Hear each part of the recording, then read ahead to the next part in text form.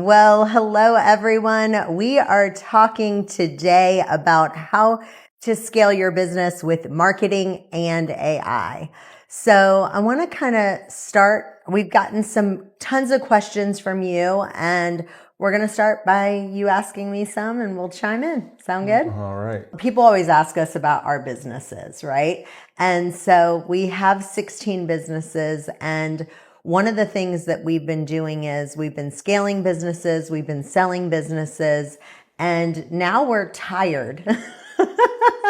It's exhausting, and we're kind of in a phase right now with that we actually like to partner with operators now with the business instead of us having 100% equity. We like to partner with the businesses, and then we like to just partner with businesses who are between 2 and 8 million. And that has so many complexities with those businesses.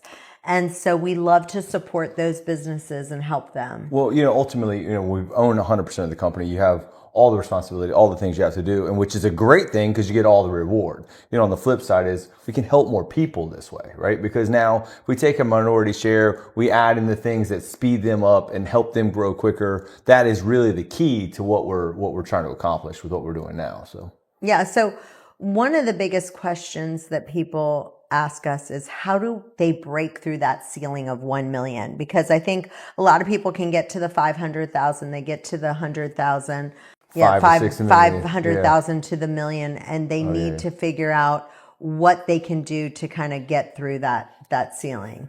Yeah, and at that point, you're in the business. You're really at a place where you're just being the operator and you're running, but you don't have time to really think outside of the box. And we can add in that value to getting them their customer acquisition costs or their lifetime values, or figuring out how to do a different marketing strategy or a different channel for that business. That's really the key. And I think what happens is as the business grows, right? As you start getting past 1 million and get to 2 million, when you get to that middle range, you start looking around and thinking the company's making more money, but I'm making less money and I'm having so much more headaches. And that's when the chaos starts to reign. And that's like that messy middle is what we call it. Well, and it's a defeating thing because ultimately you feel defeated because you're like, hey, I'm growing, I'm doing all the things right to grow and grow and grow. But every time I add a new expense or a new thing that's going to take away from my profit margin. And my goal is to grow the profit margin. Yeah. One of the things you said to someone the other day that I thought was so powerful, and I thought this is so true, is you were like, we love business owners and we love to help them succeed, and I think that's what makes us different is like, we just really can connect. We relate. We relate. We know what it's like and we know that, people came in to help us and, that was valuable, that those ahas, we got excited about those things we would take. That's why we went to the events. That's why we watched all the things we did. That's why people are probably watching this content now, is because they want to get those nuggets that are going to take them up a notch. And, when you learn this stuff, you can't take it away, right? Like, and this is one of those things that once you have it, you can add it to your business over and over. And I like adding it to them. Yeah. And people always ask us about our portfolio, like, are they all in a certain space?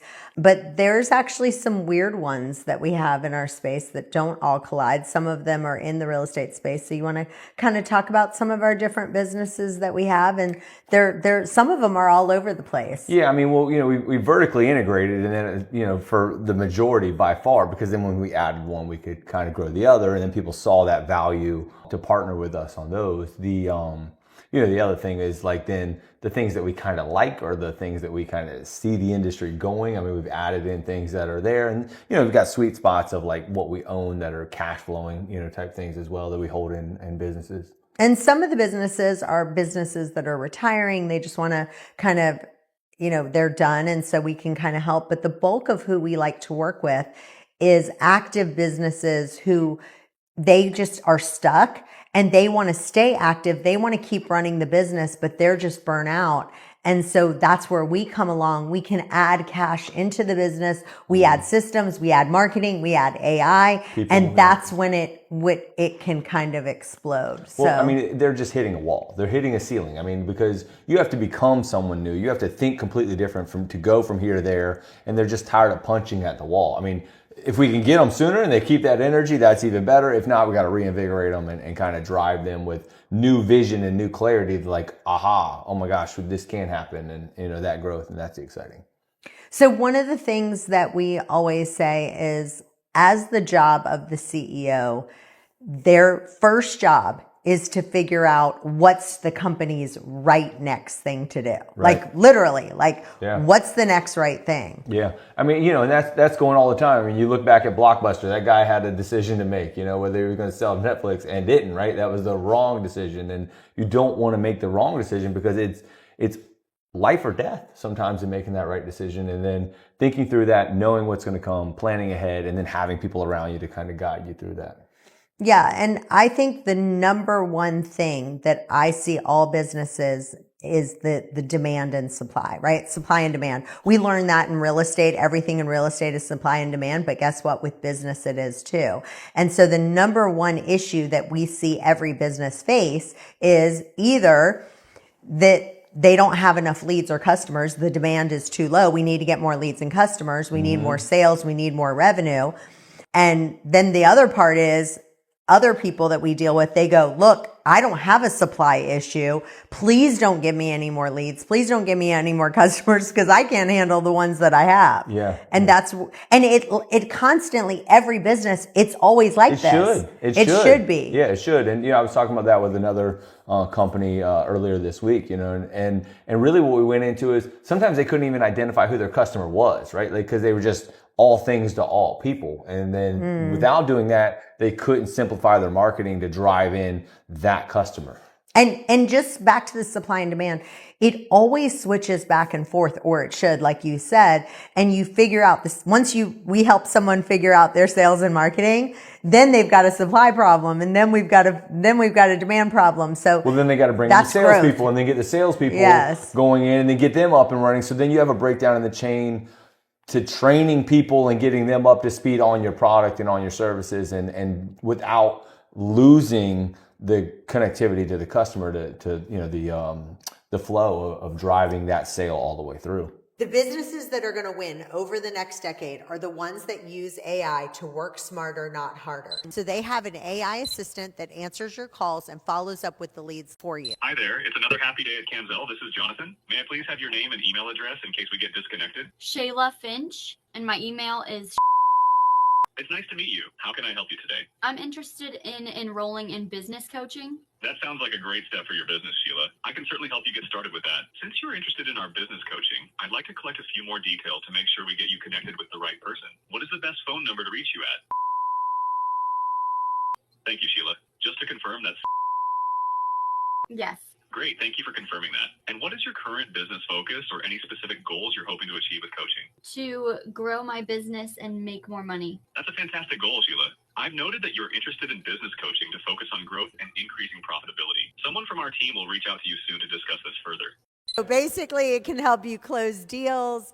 It can actually do outbound calls as well. But here's the deal. If you're anything like me, and I'm sure a lot of you guys are, you're running your business, you're driving in sales, you're driving in tons and tons of revenue. You have no time to go figure out all this AI stuff. Set up the appointment and go ahead and get AI built into your business, whether it's the caller, whether it's the leads, whether it's the automation, whether it's the bot. You need these things in your business. I know you don't have time, but you can make time for this one thing, and now you'll have it for the rest of your life. You can test it out with us. So when someone on our businesses, right, when someone fills out a form, it calls them right away. It asks them the right question. It connects them to the right person. In business, speed is everything. So the first person to respond usually wins the deal, and we can show you exactly how to do it. Yeah. So let's talk about hiring for just a second, because I think one of the things that people get wrong is they feel like, I don't have the money. How many times have we heard, I don't have the money to build a team of A players? And what we say is, if you get your systems right, you can actually have B or C players because the systems are so good that you don't have to pay the money for the A players. Talk about that. Amazon dominated that space, right? Like when they set up the warehouses, they had such a good system. They know how a piece went all the way through and what it cost them to move a piece all the way through, that they could hire, lower cost people to do those, which then says you're providing a job to the masses, because then only anybody can qualify, and so the more complex it is, the more talented they have to be to solve that problem, instead of having it in a system. is essentially an economy of loss. Let's just talk real quick about fires, because one of the things that I see people do, it's kind of like, Speaking of fire, you in the you are looking fire in your outfit as well. But if you think about kind of like a pool, what I see happening is there's like almost 6 swimming pools that you have, and you've got 100 buckets. And then it's kind of like filling the swimming pool. You go, okay, let me take my bucket. I'm now going to fill this one. Now I'm going to fill here. Now I'm going to fill here. Now I'm going to fill here. Guess what? That pool is not filling up. And instead, you almost need to take the buckets that you have and fill up one of those swimming pools, get that running instead of kind of dividing it up. Or you can relate it to just a dumpster fire. They're the water essentially, because they're moving from pool to pool to pool. And, and that really is something that if somebody's paying attention, it really needs to unpack that. How many hats are you wearing? How many of these things are you going around versus getting one of these stable and then moving on to the other? And to your point, they say, I don't have the money to add someone into running that. And I go, well, how much is it costing you not to? But even more than that, it's also, even if you don't even hire anymore, stop trying to fill or put out 10 different fires. Put this fire out. Now we're going to focus on this fire. Now we're going to focus here. And then your job as the CEO is to figure out which fire to put out, Let's talk about marketing for just a second and branding. One of the biggest mistakes that I've seen people do is that they never figure out, number one, who they want to serve. They don't figure out their target market. And then the second one is they don't choose an enemy and they don't get that enemy going. So talk about both of those things real quick. So just jumping in with the enemy side of it, picking somebody that is going to be your competition and then, throwing rocks at them, if you will, of like, hey, we do this better than them. And I think you really dominated that, especially when we started in the real estate space, is that you saw a problem and you saw that other competition was not solving that problem. So you just dominated with, this is how we solve the problem. We solved that problem. We solved that problem. We solved that problem. Yeah. Tell them about it. Well, okay. So when I had... Okay. The biggest problem in real estate is the agents don't. Yeah. So I used to run these ads. Okay. And it literally, I'm going to show you an ad that I ran, and it got so much backlash from people. I literally had one girl in the grocery store at Whole Foods. I never forget it. We were at Whole Foods and she came up and she's like, "You're Chantel Ray, aren't you?" And said it really nice. I was like, "Yes." She's like, "Well, I just want you to know, I do not like your new commercial that you have. It's very offensive to me." I remember and that. Yeah, she was like, "It's very offensive. You say that real estate agents don't answer their phone and all of this. And I take offense to that because I answer my phone," or something along those lines. She was just really mad. I calmed her down really nice and I tried to calm her down. But you have to throw stones at people. Name some examples of people that throw stones at their competitor. Well, going back to that is like, in a nice way. They would still, in a forum, they would throw stones about an agent not answering the phone. We would all say it. They just didn't do it publicly, customer facing. But when I did it, it was World War II. But the customers weren't allowed to know that essentially they weren't able to answer the phones, and that was a problem for all of us in the industry. Yeah, so that's a real big issue. And I do want to give you one more little tidbit that I want to talk about with marketing. We are getting ready to do, our next episode is going to be all about the tips on marketing. And so you don't want to miss that. If you want to get the latest episode, make sure you subscribe so that you can be the first one to get our latest YouTubes and stuff out there. So thanks for being with us, guys. Hope you enjoyed it. Till next time. Bye-bye for now.